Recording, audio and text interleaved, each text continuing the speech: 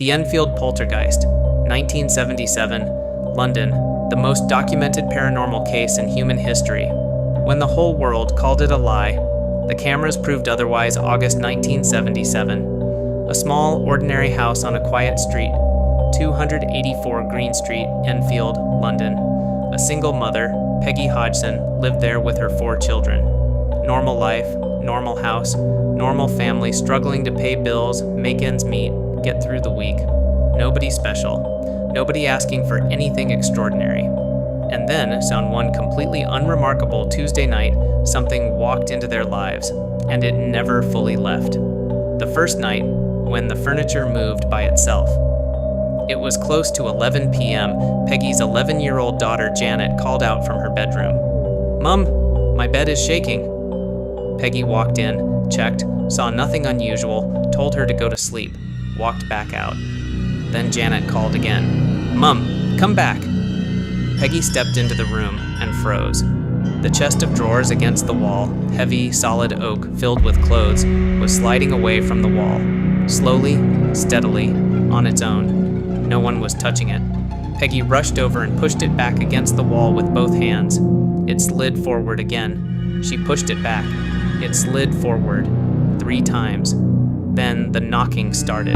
From beneath the floor, from inside the walls, a steady, rhythmic pattern, like something answering a question nobody had asked out loud.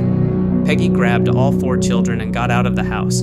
They spent the night at the neighbors, but in the morning, they had to go back. It was their home. The next morning, Peggy called the police.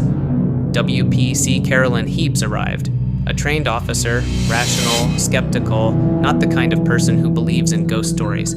She sat with the family in the living room, and then, right in front of her, a chair moved across the floor. No one pushed it, no one touched it, no strings, no wires, no logical explanation. WPC Carolyn Heaps filed an official police report. In it, she wrote, "I saw the chair move. There was no human explanation for it." A sworn police officer, a court-admissible document, written in 1977, still in the records today. This was no longer just a frightened mother's word.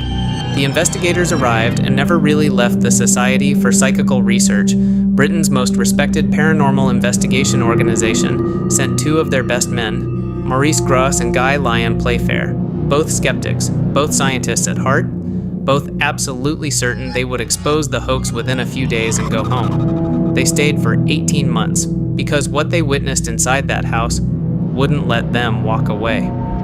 Janet, the girl who became a channel. Janet Hodgson, 11 years old, normal kid, went to school, had friends, laughed at cartoons, fought with her siblings over the television remote. But when it came, Janet changed completely. Her voice, the voice of an 11-year-old girl, would shift without warning into the voice of an old man. Deep, broken, raspy, coming from somewhere that didn't belong inside a child's throat.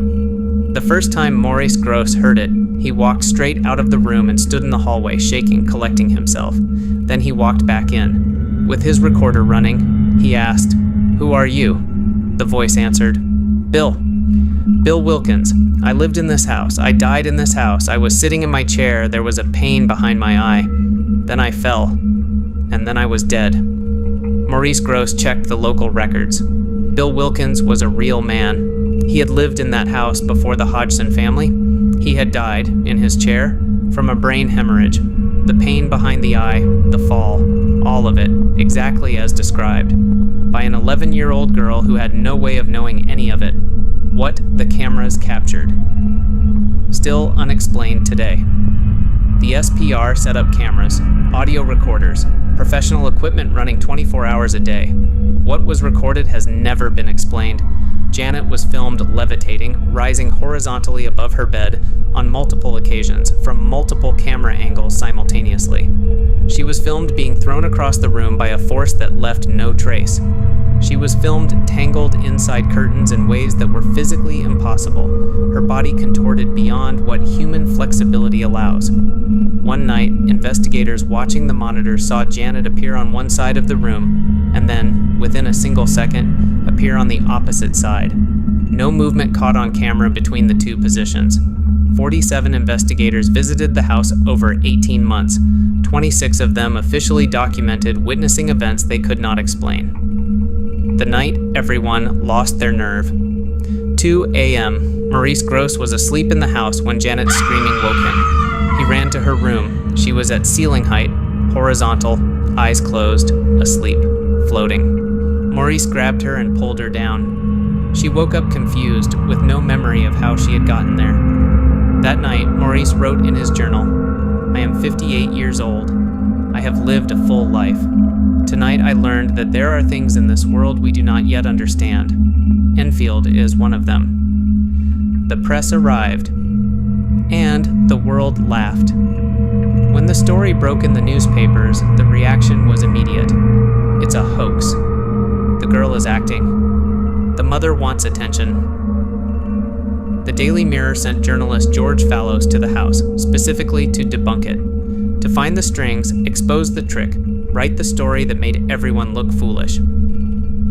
George Fallows stayed for 3 days. At the end of those 3 days, he called his editor. "The story is real. I don't know what is happening in that house, but it is not fake." His editor pulled him off the story. It never ran the way he wanted to write it. Janet's words, 40 years later.